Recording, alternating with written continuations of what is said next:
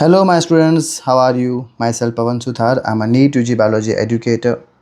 आज हम लोग लेके आ रहे हैं GCB की महा मैराथन MCQ की सीरीज़, जिसमें मैं आपको 50 MCQs कराऊंगा और वो ऐसे MCQs रहेंगे जो मोस्ट रिपीटेड हैं, या फिर मैंने जो अपने हिसाब से जो लगता है कि अंडररेटेड जो थियरी से क्वेश्चन बन सकते हैं वो भी मैंने ऐड किए। 95 प्लस मार्क्स की स्ट्रेटजी हम लेके चल रहे हैं आपके मार्क्स को बूस्ट करने के लिए। और महा मैराथन ये इसलिए मैंने स्टार्ट किया है बिकॉज अभी तक आपने सिलेबस कंप्लीट कर लिया होगा और मैं ये मान के चल रहा हूँ कि शायद आप सभी ने MCQ की प्रैक्टिस करी होगी। तो लेट्स सी आपने कितना अच्छे से प्रैक्टिस करी है। So let's start our session. हो सकता है कि मैं जो आई की अलाइनमेंट है, जो मेरी आइज़ की अलाइनमेंट होगी वो शायद हो सकता है ऐसा ऊपर नीचे शायद दिखे, बिकॉज जिस फ़ोन से मैं शूट कर रहा हूँ उसी से ही मैं स्क्रीन रिकॉर्ड कर रहा हूँ। तो शायद हो सकता है बोलते बोलते मैं कहीं देख रहा हूँ या फिर कहीं और आई मूवमेंट हो रहा है। बट आप लोगों को स्क्रीन पे ध्यान देना है, आपको जो हम MCQ सॉल्व करेंगे उस पर ध्यान देना है। Okay, so let's start our session, that is 50 marks MCQ महा marathon. Okay, so let's start करते हैं हम लोग। जो हमारा फर्स्ट यूनिट आ रहा है that is unit 1 reproduction. Okay, अब रिप्रोडक्शन ह्यूमन रिप्रोडक्शन की बात करते हैं। अब ह्यूमन रिप्रोडक्शन की जब बात करूँ तो आपको MCQs मिल जाएंगे। मेरे को MCQs को हर एक PDF के फॉर्मेट में अरेंज करने का टाइम नहीं मिला था, सो इसलिए आपको बैक टू बैक बहुत सारे MCQs देखने को मिल जाएंगे। ओके, सो लेट्स स्टार्ट अपना सेशन। अब यहाँ पे क्या है, आपके फर्स्ट क्वेश्चन मिलेगा आपको रिप्रोडक्शन में से SRFP से आया है। रिप्रोडक्शन पूरा यूनिट ही आपका, जिसमें मैंने आपका SRFP ह्यूमन रिप्रोडक्शन और रिप्रोडक्टिव हेल्थ को इंक्लूड किया हुआ है। फर्स्ट क्वेश्चन आ रहा है, how many microspore mother cells are required to produce 1000 pollen grains. अब भाई आपको पता है अच्छे से कि आपके एक MMC से माइक्रोस्पोर मदर सेल से आपको अच्छे से पता है कि कितने पोलन ग्रेन बनते हैं। आपके 4 पोलन ग्रेन बनते हैं। ओके, अब यहाँ क्वेश्चन क्या पूछा हुआ है, क्वेश्चन पूछा है कि आपके 1000 पोलन ग्रेन बनाने के लिए कितने MMC लगेंगे। तो भाई सीधी सी बात है, आपको 1000 जो है डिवाइड बाय 4 कर दो ना। आपका आंसर क्या आएगा, आपका आंसर क्या आएगा, ऑप्शन C आपका आंसर आ जाएगा। ओके, अगर भाई वो 1000 होता तो कितने बनते आपके पोलन ग्रेन, बताओ। 1000 होते तो 4000 पोलन ग्रेन बनते। अगर 500 आपके MMC होते तो कितने बनते, 2000 बनते। और अगर 125 होते तो कितने बनते, 500 बनते। तो ये सारे ऑप्शन आपके क्या हो जाएंगे, खारिज हो जाएंगे। ओके, सो ऐसे आपको सॉल्व करना है इस पर्टिकुलर सेशन में। ओके, आगे चलते हैं। In angiosperm the functional megaspore develops into embryo sac, first option, ovule, endosperm and pollen sac. आपको अच्छे से पता है जो फंक्शनल मेगास्पोर है वो आपका क्या बनाता है, फीमेल गैमेटोफाइट बनाता है। और फीमेल गैमेटोफाइट क्या है, इसमें आपका एम्ब्रियो सैक है। आपको अच्छे से पता होना चाहिए that the functional megaspores undergoes 3 rounds of mitosis to form the female gametophyte that is known as embryo sac. बाकी जो ओव्यूल है आपको पता है it is structure that contains megaspore, पता है आपको, तो एक आपका आंसर नहीं आएगा। एंडोस्पर्म क्या है जो आपका, it is the actual product of triple fusion after fertilization, तो ये भी क्वेश्चन आंसर नहीं आएगा। बाकी जो बचा आपका पोलन सैक है, pollen sac is the male reproduce structure, तो आपका ये भी आंसर नहीं आएगा। आंसर क्या आएगा, एम्ब्रियो सैक। थर्ड चलते double fertilization is a characteristic feature of. अब डबल फर्टाइजेशन आपको अच्छे से पता है, is a characteristic features of जिसके पास फल और क्या हो, फ्लावर्स हो, मतलब the plant which bears flowers and fruits that is called the angiosperm. तो आपका आंसर क्या आ जाएगा, एंजियोस्पर्म्स। जिम्नोस्पर्म, टेरिडोफाइट्स, ब्रायोफाइट्स, इन सब के अंदर आपका सिंगल फर्टिलाइजेशन रहेगा। डबल फर्टिलाइजेशन सिर्फ और सिर्फ किसका कैरेक्टर है, आपका एंजियोस्पर्म का कैरेक्टरिस्टिक्स है। ओके, नेक्स्ट चलते हैं fourth, which part of sperm contains enzyme that help in the penetration of the ovum. आपको अच्छे से पता है जो आपका स्पर्म था वो 4 पार्ट में डिवाइड था, यस और no, that is head, neck, tail. Okay, लिख देता हूँ मैं आपको, हेड, नेक, ओके, आपका middle piece and then the आपका टेल। तो हेड, नेक, मिडल पीस और टेल, ये क्या था, आपका पर्टिकुलर पार्ट डिवाइड था। स्पर्म्स के 4 पार्ट डिवाइड थे। उसमें क्वेश्चन पूछा है कि आपका कौन सा पर्टिकुलर स्पर्म का पार्ट जो है वो एंजाइम्स आपका पेनिट्रेट करने में हेल्प करेगा, कौन से पार्ट में एंजाइम्स होगा। तो अच्छे से पता है आपको कौन से पार्ट में होगा। देखो ध्यान से, यहाँ पे क्या है, option C will be right answer, chromosome. Nucleus क्यों नहीं आएगा, बिकॉज भाई वहाँ तो क्रोमोसोम्स होते हैं। और माइटोकॉन्ड्रिया आपको पता है वो आपके मूवमेंट के लिए हेल्प करता है, यस, तो ये भी आपका आंसर नहीं आएगा। टेल आपका मूवमेंट के लिए हेल्प करेगा, माइटोकॉन्ड्रिया आपका एनर्जी प्रोड्यूस करेगा। सो आपका आंसर क्या आ जाएगा, एक्रोसोम। ईजी, तो ये आपका आंसर रहेगा। नेक्स्ट चलते हैं fifth, the secretary face in human menstrual cycle is also called. अब देखो भाई तो बहुत ही सिंपल क्वेश्चन है, मैं बच्चों को अच्छे से पता है ट्रिक क्या है। अब ट्रिक इसमें ये है ना कि जब भी आपको मेंस्ट्रुअल साइकिल का फेस पूछे जाए तो मैंने बच्चों को ट्रिक सिखाई है। ट्रिक सिंपल सी है। ट्रिक क्या है, PFSL, PFSL मतलब क्या होता है? Proliferative phase, follicular phase, secretary phase, luteal phase, इसके सिनोनिम्स हैं। ओके, अब देखो अगर ट्रिक पता है आपको ये, तो ट्रिक से आप ऑलरेडी आंसर निकाल सकते हो। That the secretary phase in human menstrual is also called. अब SL पता है आपको, SL मतलब लुटियल फेज, ऑप्शन क्या आ जाएगा? Luteal phase, simple. तो ये आपको एक ट्रिक जो है ना मेंस्ट्रुअल साइकिल की, एक बार लिख देना कहीं पे, PFSL, proliferative phase, follicular phase. Okay, ये secretory phase and luteal phase, ये ट्रिक है आपकी। नेक्स्ट आता है colostrum is rich in this type of antibody. आपको अच्छे से पता है आपका जो एंटीबॉडी रहेगी कौन सी रहेगी? IgA रहेगी for the in the colostrum, because IgG is responsible for the two cross the placenta. ये आपकी प्लेसेंटा क्रॉस करती है, तो आपका आंसर नहीं आएगा। IgE जो रहेगा ये आपका एलर्जी के लिए रहेगा, ये भी आपका आंसर नहीं आएगा। IgM जो रहता है वो किसके लिए रहेगा? वो रहता है आपका फर्स्ट आपका रिस्पॉन्स जनरेट करने के लिए। ओके, तो ये आपका यहाँ से क्वेश्चन हमने सॉल्व कर दिया है। ओके, और कौन सा बताए? नेक्स्ट चलते हैं, लास्ट चलते ही 7th पे चलते हैं। 7th क्वेश्चन क्या बोल रहा है? Which of the following is a copper using IUD. अब कॉपर यूजिंग आयोडी आपको अच्छे से पता है। कॉपर यूजिंग आयोडी की बात करूँ तो copper T, copper 7 and multi load 375, खत्म हो गई कहानी। लिपेस्टोप क्या है आपका? ये आपका नॉन मेडिकेटेड है। LNG-20 प्रोजेस्टासर्ट जो रहेगा वो आपका हार्मोन रिलीजिंग आयोडी रहेगा। इजी। नेक्स्ट चलते हैं, आपका 8 पे चलते हैं। क्या है ये? Primary endosperm nucleus is most angiosperm is. अब जो पैन होता है वो उसका नेचर कैसा रहेगा? कौन सी प्लॉडी लेवल रहता है? सीधी सी बात है, आपका ट्रिप्लॉइड रहता है। क्यों? क्योंकि आपको अच्छे से पता है जो आपका पर्टिकुलर जो आपका यहाँ पे थोड़ा सा ड्रॉ करते हैं हम लोग, आपका एम्ब्रियो सेक जो फॉर एग्जांपल है, यहाँ बीच में क्या होता है? आपके पास 2 पोलर न्यूक्लियाई होते हैं, N+N वाले, और यहाँ पे क्या आता है? आपका एक मेल गैमेट आता है जो भी कैसा रहेगा? आपका N रहता है। अब भाई N+N+N, तो जाहिर सी बात है आपके यहाँ पे प्लॉइडी लेवल क्या हो जाएगी? आपके यहाँ पे ट्रिप्लॉइड क्या हो जाएगी? Ploidy level, because 1 male gamete and 2 polar nuclei forms. Okay, तो क्या हो जाएगी आपकी प्लॉइडी लेवल? ट्रिप्लॉइड हो जाएगा। नेक्स्ट आता है cleavage, 9th question, cleavage in human zygotes. अब देखो ये क्वेश्चन आपको लग रहा होगा कि एनसीईआरटी के बाहर का है, बट आपके एनसीईआरटी में होलोब्लास्टिक कुछ वर्ड है ही नहीं। ओके, तो ह्यूमन जायगोट जो होता है वो क्लीवेज जो होता है वो कौन से पर्टिकुलर की वजह से होता है? ठीक है, तो holoblastic and equal option, meroblastic, holoblastic unequal, या फिर डी नन ऑफ दिस। अब ध्यान से सुनना यहाँ पे, अब भले आपको होलोब्लास्टिक ना पता हो पर आपको ये तो पता ही है ना कि जब जायगोट डिवाइड करता है तो कितने पार्ट में डिवाइड करता है? वो 2 सेल है ना, 4 सेल, 8 सेल, 16 सेल, मोला बनता है वगैरह। ठीक है, तो आप देखो ध्यान से यहाँ पे सब कैसे इक्वल है क्या अनइक्वल है? अनइक्वल है, तो एलिमिनेशन टेक्निक यूज़ करो ना। अनइक्वल, तो बस आपका ऑप्शन क्या आ जाएगा? सी ऑप्शन आ जाएगा, होलोब्लास्टिक एंड अनइक्वल। अब समझा देता हूँ होलोब्लास्टिक वगैरह क्या होता है। होलोब्लास्टिक जो क्लीवेज होता है बेटा, वो आपके जायगोट को पूरा का पूरा कट कर देता है और उसमें जो योग का कंटेंट होता है वो काफ़ी कम होता है।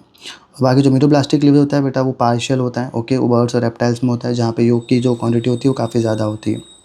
ठीक है, आप इसको जाने दे सकते हो, लेकिन मेरे को लग रहा है कि ऐसा आउट ऑफ एनसीईआरटी थोड़े बहुत क्वेश्चन आ सकते हैं बोर्ड में, बिकॉज काफ़ी टाइम मिला आपको पढ़ने के लिए। Okay, let's start again 10th question. और 10th क्या है? The surgical method of contraception females is called. अब देखो सर्जिकल मेथड आपको अच्छे से पता है, 2 ही है, वैसेक्टोमी, ट्यूबेक्टोमी। फीमेल की बात की जाए सीधी सीधी आपको ट्यूबेक्टोमी लिख देने का, फैलोपियन ट्यूब को कट किया जाता है, टाई किया जाता है, पता है आपको अच्छे से। और वैसेक्टोमी में क्या होगा आपका? वास्ट डेफरेंस, याद रखना वैसेक्टोमी में वास्ट डेफरेंस कट किया जाता है। काफ़ी बच्चे वासा एफरेंस है उसको लिख देंगे, लेकिन वासा एफरेंस नहीं। बाकी आपको पता है IUD और MTP, तो आपका IUD तो टाइम आपका वो है कंट्रासेप्टिव मेथड है, और MTP जो है आपका टर्मिनेशन ऑफ प्रेगनेंसी है। ईजी, खत्म। रिप्रोडक्शन इतना क्वेश्चन मुझे लग रहा है कि शायद चांसेस हैं कि रिपीट हो या फिर कुछ भी नए भी हो सकते हैं, बट ये मेरे प्रेडिक्शंस वगैरह हैं। जेनेटिक्स एंड इवोल्यूशन की बात करते हैं तो फर्स्ट आपका आ रहा है across between homozygous recessive and F1 is a.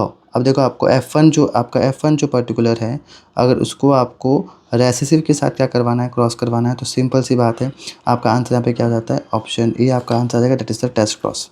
Okay, और अगर आपका बैक क्रॉस क्या है? कहाँ ऑप्शन है ना बैक क्रॉस, ये रहा। बैक क्रॉस क्या होता है? Back cross is any cross between F1 and इधर पेरेंट, उसे बोलते हैं आपका बैक क्रॉस बोलते हैं, या F1 के साथ या फिर इधर पेरेंट के साथ आपका करवाते हो बैक क्रॉस, तो वो आपका बैक क्रॉस होता है। बैक क्रॉस के अंदर 2 चीज़ आती है, आपकी टेस्ट क्रॉस आता है, ओके, और आउट क्रॉस आता है। टेस्ट क्रॉस क्या होता है? अगर आप रेसेसिव पेरेंट्स के साथ करवा रहे हो तो आउट क्रॉस क्या होता है? आउट क्रॉस का मतलब क्या होगा? आउट क्रॉस मतलब जो आप डोमिनेंट पेरेंट के साथ करवाते हो वो। ओके, ये दोनों आपके टेस्ट क्रॉस आउट क्रॉस दोनों पार्ट किसके? बैक क्रॉस के पार्ट है। ओके, बाकी मोनोहाइब्रिड क्रॉस डायहाइब्रिड क्रॉस आपका आंसर नहीं है, टेस्ट क्रॉस आपका आंसर है।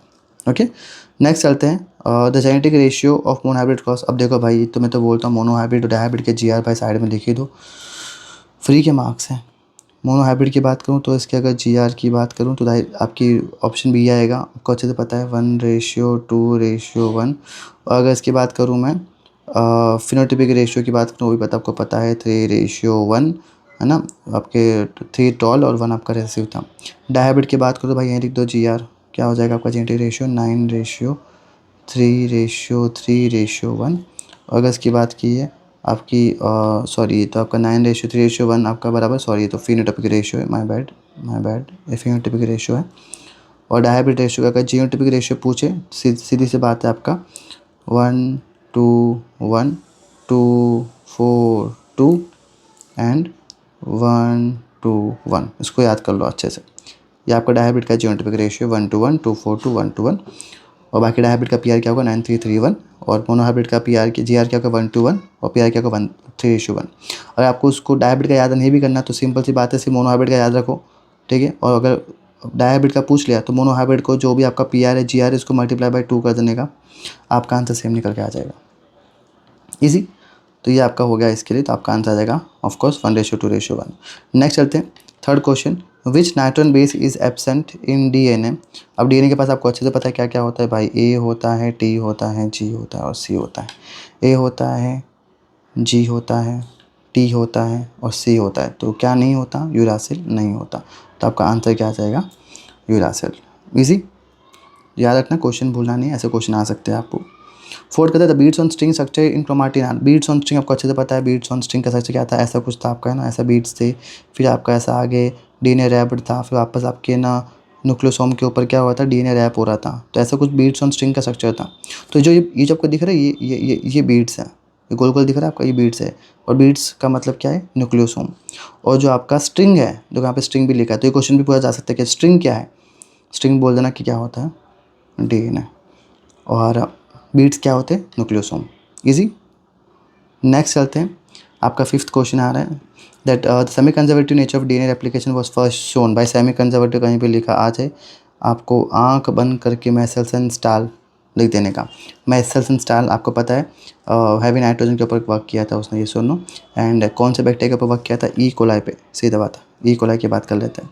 बाकी ड्रोसोफिला तो नहीं आएगा, इसमें तो मॉर्गन ने काम किया था। विशा फेबर की बात की तो टेलर ने काम किया था। और स्ट्रेप्टोकोकस की बात की तो ग्रिफिथ का एक्सपेरिमेंट था, तो ये भी आपका आंसर नहीं आएगा, E coli is answer. Okay. Genetic code की बात की जाए, जेनेटिक कोड के लिए कौन सी बातें सही है। अब जेनेटिक कोड की बात की जाए तो जेनेटिक कोड देखो आपका यूनिवर्सल होता है, एम्बिगस नहीं होता। एम्बिगस नहीं, ये क्या होता है, अनएम्बिगस होता है, तो ये आपका रॉन्ग आ जाएगा। ये क्या लिखा, ओवरलैपिंग नहीं, ओवरलैपिंग नहीं, नॉन ओवरलैपिंग आएगा। और डबलेट होता है, नहीं डबलेट नहीं होता, क्या होता है, ट्रिपलेट होता है, आपको पता है 4:3 आपका ट्रिपलेट के फॉर्म में होता है, डबलेट के फॉर्म में नहीं होता। इजी। तो ये हो गया आपका इसका क्वेश्चन जेनेटिक कोड का। जेनेटिक कोड के क्वेश्चन बन सकते हैं मुझे लग रहा है। Okay. Which theory explain the origin of life from non living organic matter. अब देखो भाई, नॉन लिविंग ऑर्गेनिक मैटर की बात की जाए तो सीधा का सीधा आपका आंसर आना चाहिए chemical evolution. Okay. Big bang theory आपको तो पता है, बिग बैंग थ्योरी जो थी वो आपकी यूनिवर्स की ओरिजिन को एक्सप्लेन किया था। ओके। एंड जो आपका सी ऑप्शन है वेस्टिजल ऑर्गन, ये तो आपका सॉरी सी ऑप्शन कहाँ गया, ये रहा आपका पेंसपर्मिया। पेंसपर्मिया जो है वो तो आपको पता है, ये थियरी जो थी वो आपकी the life came from space, ये समझाया था। और जो स्पेशल क्रिएशन है वो तो फादर सुआरेज ने समझाया था, फादर सुआरेज ने डिवाइन पावर के बारे में समझाया था। तो आपका आंसर बन जाएगा केमिकल इवोल्यूशन। नेक्स्ट है the wing of butterflies and bird of examples are. अब देखो आपको ना याद रखना है कि wing of butterfly and bird, तो इसके ना कैरेक्टरिस्टिक याद रखना। जब भी आपका होमोलॉगस एनालॉगस पर 100% पता है मुझे कि क्वेश्चन बनता है, एवरी ईयर बनता है, तो सिंपल आपको दोनों के कैरेक्टरिस्टिक पढ़ने का। अब बटरफ्लाई और बर्ड है तो आपको देखो जहाँ से पढ़ना है दैट इसमें क्या है, the wings have different structures but perform the same function indicating the convergent evolution. अब यहाँ पे क्या है, देखो जहाँ से बटरफ्लाई और बर्ड है, अब ये क्या है, इन दो के जो विंग्स है, इनके जो ओरिजिन है, ठीक है, एनालॉगस का मतलब ये क्या होता है that the origin remains the same, origin is different but the function remains the same. इन दोनों के फंक्शन क्या है, उड़ना, बटरफ्लाई बर्ड उड़ सकते हैं, सीधी सी बात है, बटरफ्लाई बर्ड उड़ सकते हैं। लेकिन ओरिजिन क्या है, बटरफ्लाई की जो विंग्स होगी वो काइटिन से बनती है और बर्ड की जो होगी वो फोर लिम्ब की मॉडिफिकेशन से बनती है। तो सीधा सीधा आपका आंसर क्या बन जाता है, 8 का आंसर बन जाता है analogous organ, option B. Okay. But homologous क्या होता है, same structure but different function. Analogous क्या होता है, different structure but the same function. कहीं लिख दो भाई, वापस भूल जाओगे वरना। होमोलॉगस मतलब क्या, होमोलॉगस मतलब क्या, that origin is same but function is different. और एनालॉगस मतलब क्या होता है? एनालॉगस मतलब क्या होता है? Origin is different but function is same. Easy, तो याद रखना, 100% क्वेश्चन बनेगा इसमें से। नेक्स्ट चलते हैं हार्डी विनबर्ग इक्विलिब्रियम की बात करते हैं। अगेन इसमें क्वेश्चन बन सकता है, फॉर्मूला के ऊपर आ सकता है। Hardy Weinberg P plus Q equals to 1, या फिर P square plus Q, P plus Q का होल स्क्वायर पूछ सकते हैं फॉर्मूला, या ये पूछ सकते हैं हार्डी विनबर्ग की इक्विलिब्रियम कैसे अफेक्ट करता है। जीन फ्लो, जेनेटिक म्यूटेशन, सभी चीज़ से क्या कर सकता है वो अफेक्ट कर सकता है। इसी नेक्स्ट है first human like hominid. First human like hominid, ये तो बहुत बार क्वेश्चन भी आया हुआ है हर जगह, आपको याद रखना है होमो हैबिलिस। अगर आपको सीधा पाथवे सिखाऊं कि इवोल्यूशन ऑफ ह्यूमन की बात किया जाए तो मैंने याद कैसे रखा था उसको, डॉक्टर स्नेहा। तो SNEHA, doctor Sneha. Dryopithecus, Sneha उल्टा लिखने का, ठीक है, स्नेहा उल्टा लिखोगे आप, ठीक है, स्नेहा उल्टा लिखना। डी से क्या होगा, ड्रायोपिथिकस। आर से रामापिथिकस और ऑस्ट्रेलोपिथिकस। यहाँ पे आपका आएगा होमो हैबिलस, ये आपका आ जाएगा होमो इरेक्टस, यहाँ कन्फ्यूज मत होना। निएंडरथल मैन आ गया, एंड देन क्या हो गया, होमो सैपियन। इजी, आपका इवोल्यूशन ऑफ मैन इजीली याद हो गया, ठीक है। तो इसमें आपका आ जाएगा Homo habilis is first human like hominid. Okay, और क्या बताया मुझे इसके बारे में? होमो हैबिलिस जो इसकी 650 to 800 cc कैपेसिटी थी, ओके, ब्रेन की, वो सब कुछ पता होना चाहिए। ओके, आगे चलते हैं। ह्यूमन वेलफेयर की बात करते, आ जाओ बायोलॉजी ह्यूमन वेलफेयर। अब इसमें तो ये सब क्वेश्चन आएंगे, माइक्रोब्स को पैर अप करो कौन से डिसीज़ के साथ। Okay, so the positive agent of typhoid. Typhoid की बात की, टाइफॉइड तो बच्चे ऐसे गैस कर लेंगे, टाइफी लिखा है यहाँ पे, salmonella typhi. Option B is the right answer, salmonella typhi. Okay, streptococcus आपको पता है न्यूमोनिया कॉज करता है, प्लाज्मोडियम क्या कॉज करता है, आपका मलेरिया कॉज करता है, and rhinovirus common cold cause करता है। दोनों बाकी सब wrong answer, salmonella typhi is the right answer. Malignant malaria. अब मैलिग्नेंट मलेरिया की बात करें तो देखो सबसे बड़ा वर्ड कौन सा दिख रहा है आपको, वाइवेक्स, मलेरिया, ओवेल, सबसे बड़ा वर्ड कौन सा दिख रहा है, फैल्सीपरम। सीधा ऐसे याद कर लो, malignant malaria is caused by Plasmodium falciparum. Okay, third चलते हैं, humoral immunity is mediated by. अब ह्यूमरल इम्यूनिटी और सेल मेडेड इम्यूनिटी दो टाइप की होती है, ठीक है। अब ह्यूमरल जो इम्यूनिटी होती है वो आपका बी लिम्फोसाइट कॉज करता है, और सेल मीडिएटेड इम्यूनिटी होती है वो आपके टी लिम्फोसाइट कॉज करता है। तो क्या क्वेश्चन पूछा है, ह्यूमरल, तो सीधा का सीधा आपका ऑप्शन क्या बन जाएगा, बी लिम्फोसाइट।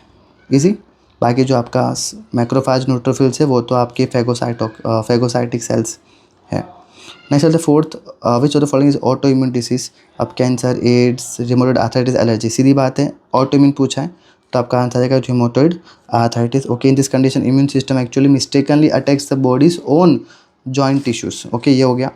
बाकी कैंसर, एड्स तो आपके अनकंट्रोल्ड सेल ग्रोथ होता है वायरल इन्फेक्शन की वजह से। ओके, बाकी एलर्जी तो आपको पता है, exaggerated response produce by the body. HIV attacks which cell the human body. HIV भाई देख लो, HIV कौन से पर्टिकुलर ह्यूमन बॉडी के सेल को अफेक्ट करते हैं, सीधी की सीधी बात है, हेल्पर टी सेल।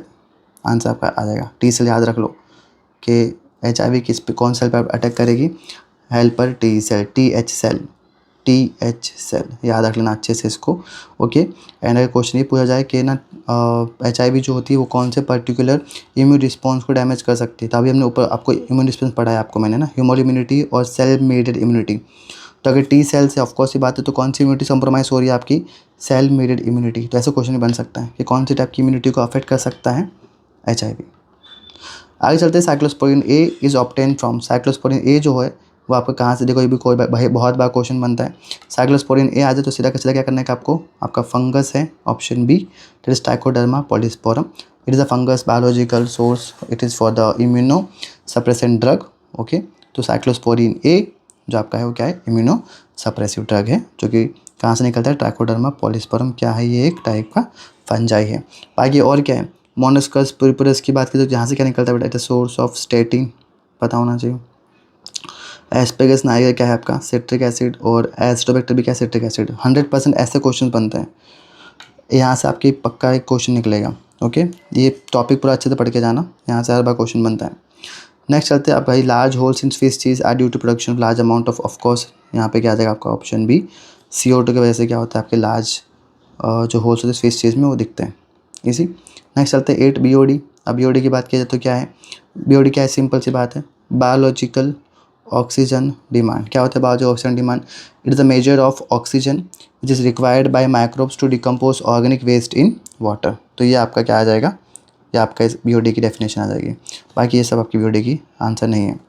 9 चलते which micro use for production of citric acid. अब सिट्रिक एसिड प्रोड्यूस करने के लिए अभी ऊपर दिखाया था मैंने आपको, आंसर क्या आ जाएगा, एस्पेरेगलस नाइजर आपका आंसर आएगा। बाकी जो क्लॉस्ट्रिडियम होता है वो तो आपका ब्यूटाइक एसिड प्रोड्यूस करेगा, ओके।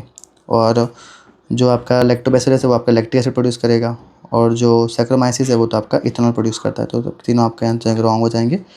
आपका आंसर क्या हो जाएगा, एस्पेरेगलस नाइजर। फिर चलते लास्ट आपका मिथेनोजेंस आर फाउंड इन। अब मिथेनोजेंस वहीं पाए जाते हैं जहाँ पे क्या होते हैं, एनारोबिक बैक्टीरिया। तो anaerobic sludge, urine of cattle में भी एनारोबिक कंडीशन है, गोबर गैस में भी। तो ऑल ऑफ दिस आपका आंसर इजी। बायोटेक की बात करते हैं, बायोटेक बहुत इंपॉर्टेंट यूनिट है, अगेन वहाँ से क्वेश्चन आने के चांसेस बहुत ज़्यादा है। Restriction enzyme are called what.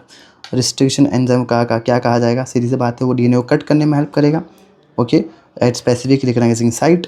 तो आपका क्या कट कर रहा है, मतलब मॉलिक्यूलर सीजर। मॉलिक्यूलर ग्लू तो क्या होता है, आपका DNA लाइगेज होता है ना। और बाकी C और D तो क्या कहता है, आपका वेक्टर्स हैं for the DNA transfer. Next चलते हैं, the PCR technique was developed by carry मुलिस। भाई याद कर लेना कैरी मुलिस, कब ईयर भी याद कर लेना, 1983, पता नहीं कब मन चाहे पूछ ले, ओके। बाकी हर्बर्ट बॉयर और स्टैनली कोहेन, तो इन्होंने तो आपके रिकॉम्बिनेंट DNA के ऊपर काम किया था। एलेक जेफरी ने आपकी DNA फिंगरप्रिंट पे काम किया था, तो ये भी आपका रॉन्ग आंसर आ जाएगा।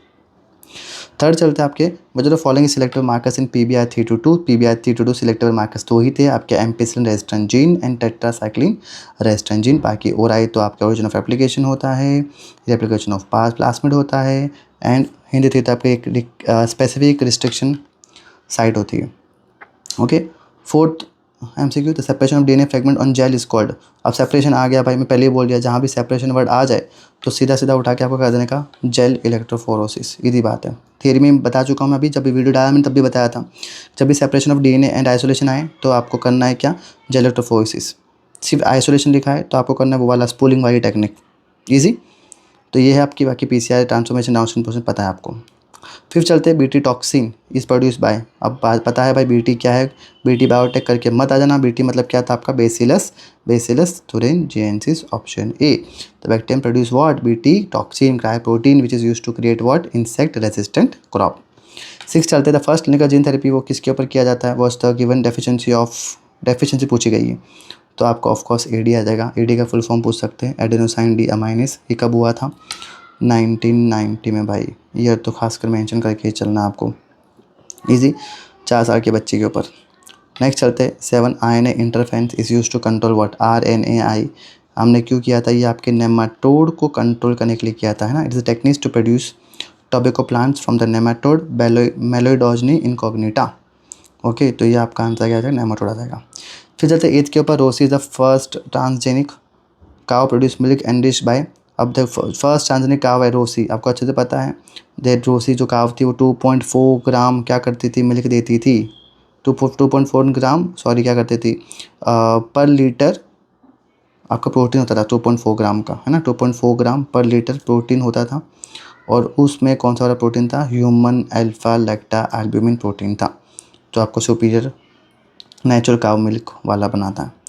फिर चलते प्रो इंसुलिन की बात की जाए तो contains extra stretch of peptide called. Extra stretch कौन सा था प्रो इंसुलिन में, प्रो इंसुलिन पता है आपको, मतलब इमेच्योर इंसुलिन, मतलब यहाँ पे आपके पास चेन A थी, यहाँ आपके पास चेन B थी, और ये आपकी क्या थी, एक्स्ट्रा स्ट्रेच, यहाँ पे आपकी थी एक्स्ट्रा स्ट्रेची वाली, ये आपकी C वाली चेन थी, ओके। तो ये आपके C कब होती है, जब आपके इमेच्योर इंसुलिन होता है।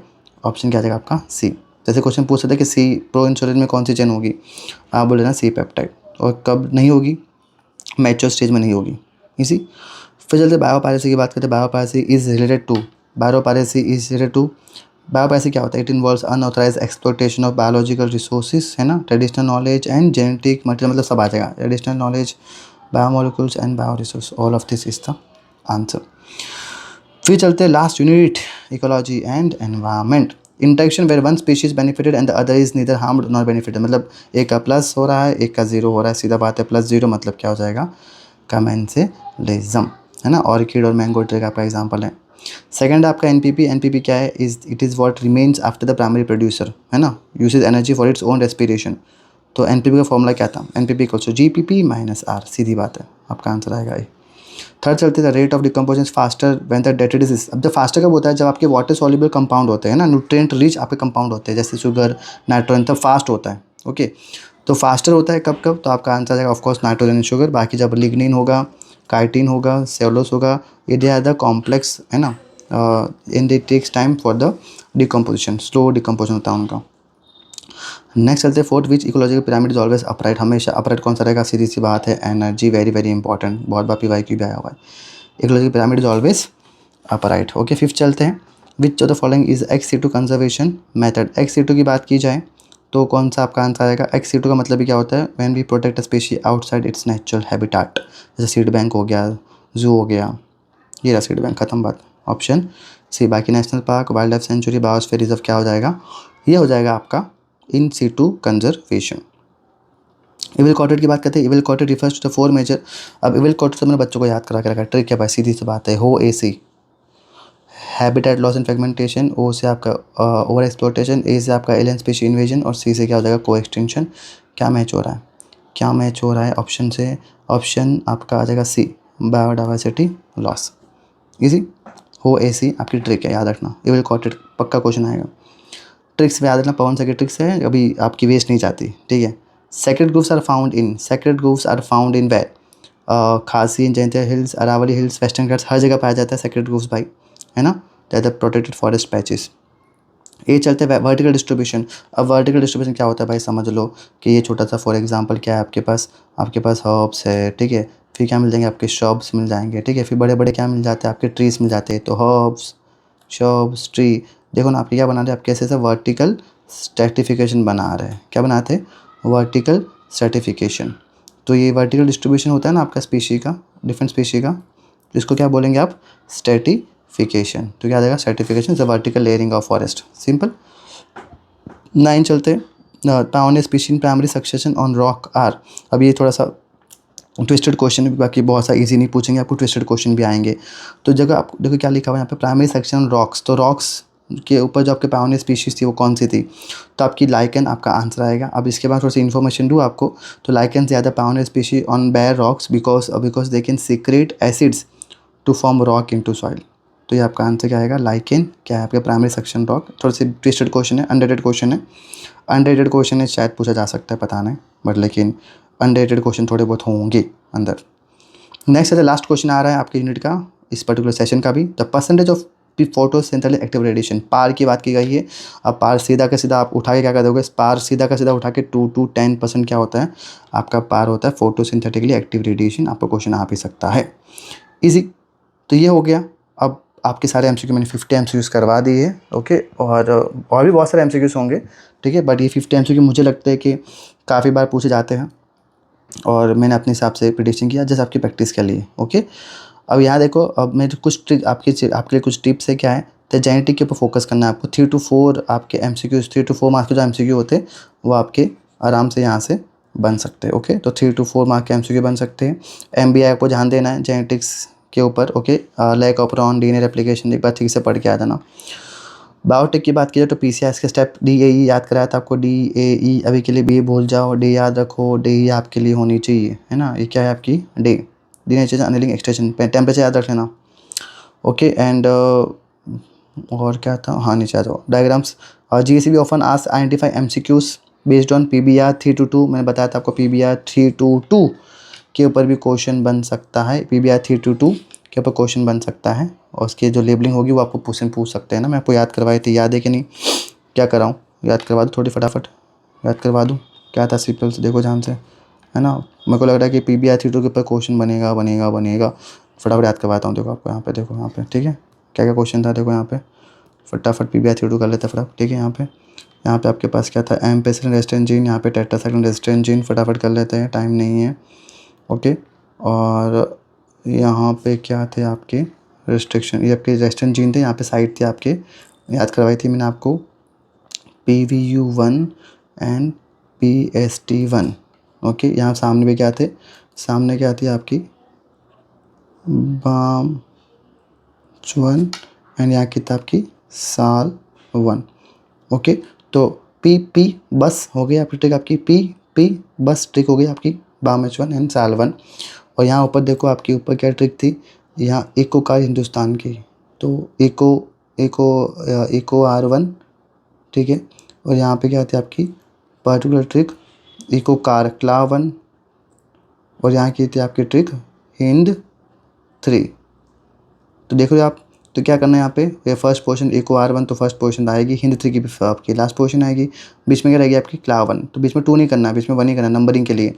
लास्ट नीचे यहाँ पे क्या बाकी कर दो, आपका ROP वगैरह कर दो, रेप्लिकेशन ऑफ प्लाज्मिड, ओके।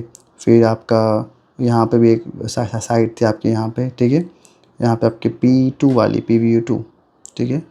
तो यहाँ पे आपकी साइट होगी डन, तो PST1 PVU1, ओके, इको कार1 इको कार1 क्ला1 हिंद 3 बाम H1 साल1, और नीचे आपका PVU2, यहाँ पे रेप्लिकेशन ऑफ प्लाज्मिड। डन हो गया, तो आपका ये हो गया आपका डन। बाकी ओवरआई की साइड भी रहेगी, ओवरआई ईजी। मेरे को लग रहा है PBI 322 के ऊपर क्वेश्चन बनेगा इस बार। बाकी मेंस्ट्रुअल साइकिल की चार्ट एक बार कर लेना अच्छे से, मेंस्ट्रुअल साइकिल की चार्ट के ऊपर भी क्वेश्चन आ सकता है। सो हमारा सेशन यहाँ तक था, एंड आई होप सो आप सब लोगों को MCQ अच्छे लगे होंगे। अच्छे लगे तो आपको सब्सक्राइब कर दीजिए, लाइक कीजिए, कमेंट कीजिए। आपके लिए मेहनत कर रहा हूँ और ट्राई करता हूँ कि शायद आपके अच्छे सिलेक्शन आ जाए। आपका 95+ लाने की जिम्मेदारी मेरी है, और मैंने अपनी जिम्मेदारी निभाई है अच्छे से। अब आपके टाइम है शाइन करने का, दिमाग एकदम शांत रखना, एंड आई नो आप एक्सेल करोगे एग्ज़ाम में, okay. So let's meet on in our next session, and all the best. या मेरी लास्ट वीडियो है, इसके बाद कोई वीडियो नहीं आएगी GSCB के ऊपर, बाकी कुछ सेट और नीट के लिए वीडियोस आएगी। So all the best for your biology board exams. कल आपके बोर्ड एग्ज़ाम्स हैं, एंड आई होप सो आप सब लोगों ने प्रिपरेशन कर ली होगी। दिमाग शांत रखना, प्रिपेयर करना अच्छे से, शांत रख के आंसर करोगे, स्ट्रेस कंडीशन में नहीं रहोगे, जल्दी आप आंसर सॉर्ट आउट कर पाओगे, okay.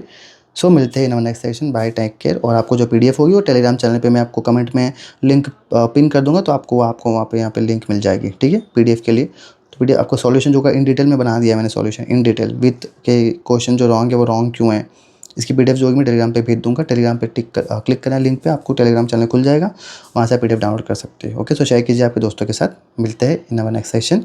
Thank you so much.